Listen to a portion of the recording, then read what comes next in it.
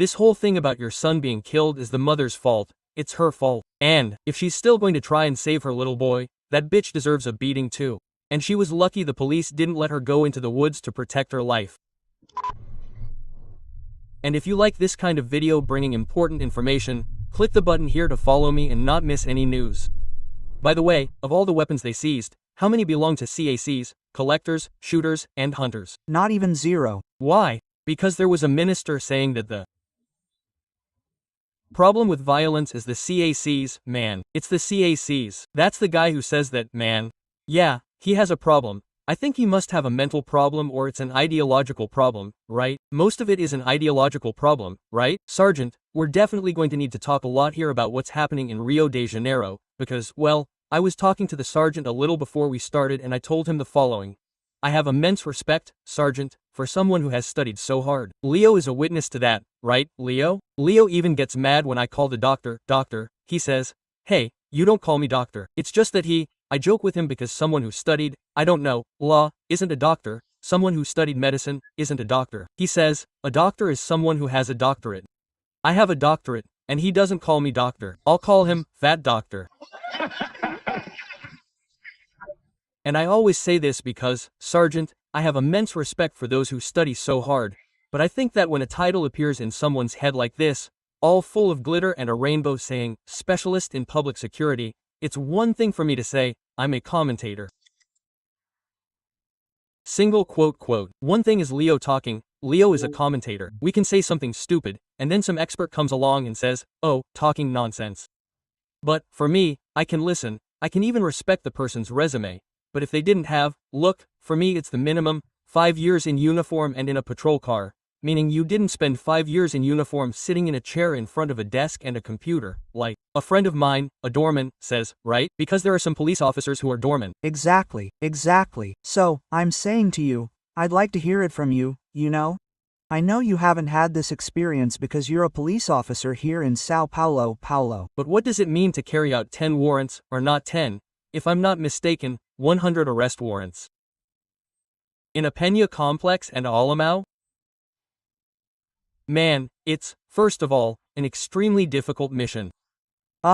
Extremely difficult, and to see that they were fulfilling one, it's different when you're serving an arrest warrant, for example, for a guy who owes child support. Yes, that's the easy way, right? It's the easy way, right? There's a little help, even so we go with due caution, because suddenly you're there and it's child support, but when you get there the guy is a criminal, the guy is a thief. So the police threw him to the lions, bam. Into the grinder, damn it. And that's how it is, the guys went for everything. But, this time, every time there were operations in Rio, this is what I'm saying because I heard it from police officers from Rio, I'm from Sao Paulo. Every time there was an operation in that location, the thugs ran into the woods and the police didn't have the preparation to invade the woods to confront them. So they even made light of it, just run into the woods, it's all good. But this time there was a study, there was an intelligence that did a mapping and said, oh, the guys are going to run this way. So they're going to run this way, they surrounded us from the other side, and then the police came from here. There was a confrontation because there was a confrontation. There's no such thing as there wasn't a confrontation. There was a confrontation because if the thug is armed with a rifle, he's not going to surrender.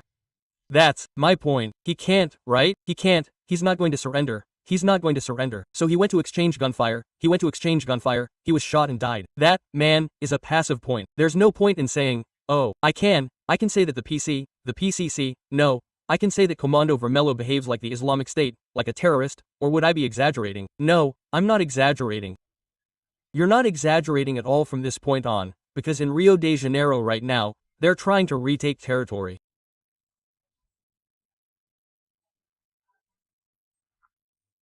From the moment a criminal faction takes territory and terrorizes the residents, charging them, like, rent, so they can buy gas and use transportation, it's all terrorism, brother.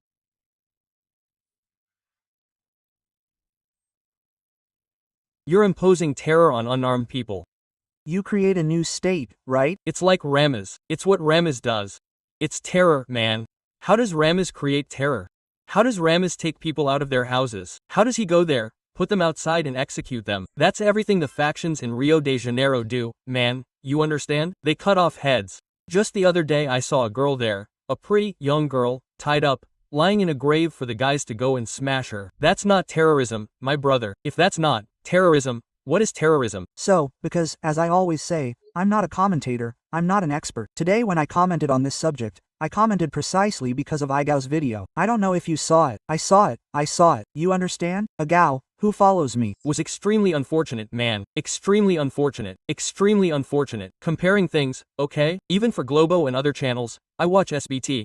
We also talk about this in engineering, okay? You say, there's no such thing as a civil construction expert who hasn't worked in civil construction. It doesn't exist. You can even have a structural engineer, okay? So there's no such thing as a theoretical expert. You have structural engineers in some other areas. Be careful, people, because these guys aren't experts. They may even be scholars. An expert is something else entirely. An expert goes to another area. The guy didn't enter like that. The guy can't talk about invading favelas, etc.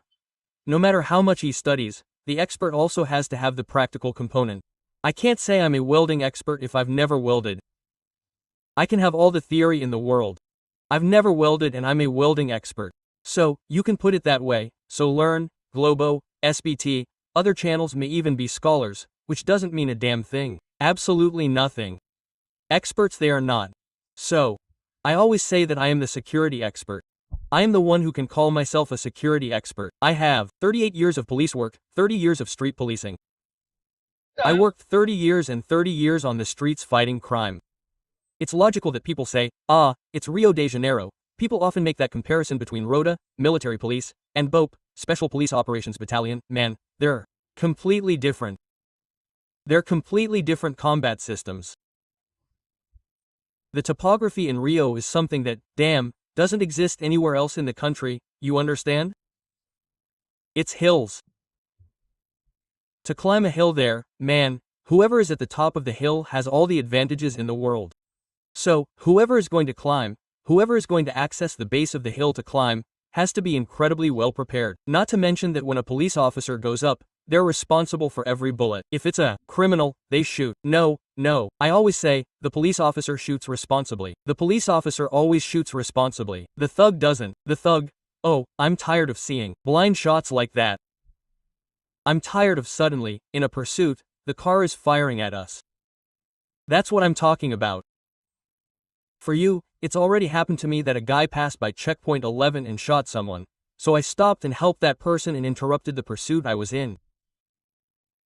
And he screwed up, because I called COPOM, such and such street, there's a person shot, the individual shot the person, and I continued the pursuit until they hit a lamppost, they all got wrecked, and they were all gone. Now what I'm telling you is, the thug has no respect whatsoever, man. Zero respect. Zero. Who's to say that those guys who went there, who got them in the woods, weren't their own rivals who killed them, rival drug traffickers? How do people prove it was the police? How are they going to prove it? Do you understand? So, I mean, it's all the same, and another thing, why did they cut the clothing they were wearing, the armor they had? Why did they cut it? I thought that in Rio de Janeiro, in January, it wasn't just you walking around in your underwear. Everyone was wearing underwear, from the archives. I even saw a meme that said there was a heat wave in Rio de Janeiro, right? That everyone was in their underwear. Damn. But how do you see this speech? It's kind of rehearsed. Igau's speech is rehearsed because you hear it spoken to him. Do you think he has it? I don't know, but what I want to say is this, like this. Because it's the speech of, they only invade the favela, they don't invade Faria Lima, which is utter nonsense, since when Faria Lima's house of cards collapsed with the PCC thing, it was money laundering. One thing has nothing to do with the other. Money laundering is something where there was no compromise, there was no confrontation with the police. Yes. It was the police intelligence that went there and uncovered everything. So, Sergeant, I want to bring the following question to your attention, which that's what I was saying, even though you were going to say, hey, you talk nonsense there. You understand? I said, look, the difference between a bandit and a terrorist is this. Let's say we're here doing the podcast, and someone comes in here with 2 guns, holds everyone up, robs everyone, and then leaves. Bandit. The guy comes here, holds everyone up and says, from today on, you're going to pay $1,000 to continue this podcast. Terrorist, brother. Because banditry exists. No. Banditry exists. That's what you said. It's when someone steals a motorcycle, when someone steals your car. That's a bandit. That's banditry. That's a bandit. Now, from the moment someone takes you out of your house and says, from today on, This house is mine, get out. Oh, the country is experiencing a wave of terrorism. It's not just in Rio de Janeiro. Let me tell you the idea now. In Syria, they evicted an entire city, man. An entire city ordered people to leave. And, believe it or not, I saw Delegate Palumbo say this. I wasn't aware of it. That's what Delegate Palumbo said. He said that the Syria police provide a patrol car to ensure the safety of the person moving. Wow. Man, that's bankruptcy. That's the bankruptcy, the failure of the state, damn it. It means the state is providing security for the person who lost their home. It makes you want to ask for all the property tax back. He said, you're going to pay all the property tax back. I paid for an absurdity that's happening in the country, man. Even for people to understand, Castro, because it's good. This narrative has this. They have to die. They have to die, man. They have to die because, as I commented today, I said, people, the difference between a bandit and a terrorist is this. I'll tell you one thing, forget about Faria Lima. Every day here in Sao Paulo, but I'm rolling this dice, you know? Every day here in Sao Paulo, the Sao Paulo Civil Police execute arrest warrants. Every single day. And they go wherever they need to go. Anywhere. And they're not met with gunfire. Why? Because there's no such thing as, here in Heliopolis, it's ours and the police don't go in. There's no such thing here in Guarane. There's no such thing as, barrera. What do they call what they put up there? It's a barricade. There are no barricades here in Sao Paulo. Look at Guarulhos. They cleared out the entire favela there. I'm tired of seeing that. And do they execute the warrant or not? They execute it. I'm screwed. Because I always say this. The thug isn't afraid of those two policemen in the patrol car, you know? He's not afraid of those two policemen. He's afraid of the radio. Because if the policemen pick up the radio and talk to us, that's the jargon we use, with priority, such and such street, such and such number, shootout, man. The police come out even from the sewer, man. And they come to wreak havoc, man. They come to wreak havoc. So the thug, he's a coward. He's a coward. Those guys from Rio de Janeiro are cowards. They are. Did you see how much you saw crying there? Huh? The other one asking his mother to come get him. Single quote, Mom, come get him here in the woods. I even made a video where the mother was there. Look, I tried to get my son from the sea, from the thicket, and the police wouldn't let me. You have to hit the mother too, to stop being the first. You say, he didn't get away with it, they canceled our tour now because he said, man, it's the father's fault, the mother's fault. Quote, but I said that. It's Charlie Kirk's father, the guy who killed Charlie Kirk. The father turned in the killer. If it's my son, I'll turn him in too. Exactly. Quote, I made a video about that. I said, the blame for this woman, for her son dying, for being killed, lies with the mother. It's her fault. She's still going to shoot, save her little boy. That slut deserves it too. So, and she was lucky that the police didn't let her go into the woods because they protected her life, because if she had gone in there she could have been another victim. So, they protected her life there. She was there with a narrative. Look, my son. Then I made a video, I posted it, man. The comments were just that. What was he doing in the woods? What was he doing in the woods at dawn? I'll tell you something else too, Sergeant. Let's suppose that they had managed to get that guy out. They wouldn't be able to anymore because it's not like here. Here, the bandit. Well, I know he's going to go in. He knows he's going to come out. He's totally relaxed. Because he's a bandit here in Sao Paulo, in other states too. He's a terror. He has to confront you. It's his moral obligation to confront you. How can the Rio military police be so legalistic? The Rio military police are legalistic, man. Look, 19 thugs. I don't know if you saw this. 19 thugs held a woman hostage inside her house and went inside her house, you understand? Then when the police surrounded them, they surrendered, they made the woman record, that's the guy on the stairs, he's coming down the stairs, one with another, there were 19 there. In that house alone, 15 rifles were seized. Wow. There were 19 thugs and 15 rifles. Then they say, why is there always that narrative, right? There's always that leftist pothead. Look, but the police didn't do anything because the woman was filming. Quote, man, if the police weren't legalistic, what would have happened to her if she was filming? If it's not law-abiding, I need to say what would happen to her. I don't need to say. The police went there. They don't care what the woman is recording. Look, we're leaving without looking. She surrendered. Yeah, it's in the middle of nowhere. It's handcuffs. Police station. You understand? Now react. Let them deal with it. For sure they'll be in the next day. In a week they'll be on the street.